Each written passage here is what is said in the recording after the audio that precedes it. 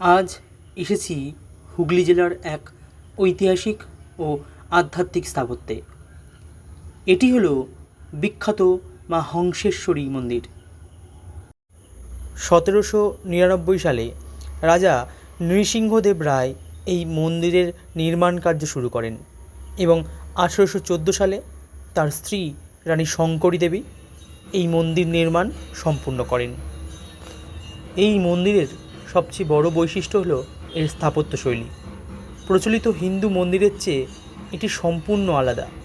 এখানে মানুষের শরীরের ষটচক্র বা তান্ত্রিক ধারণাকে ফুটিয়ে তোলা হয়েছে।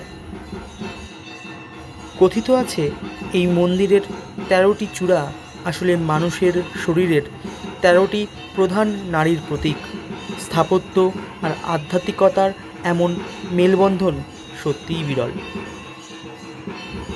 মন্দিরের ভেতরে শায়িত দেবীর নাভি থেকে নির্গত বৃন্তযুক্ত পদ্মের উপর দেবী হংসেশ্বরী বিরাজমান। এই মন্দিরের ঠিক পাশেই রয়েছে পোড়ামাটির কাজের অপূর্ব নিদর্শন অনন্ত বাসুদেব মন্দির।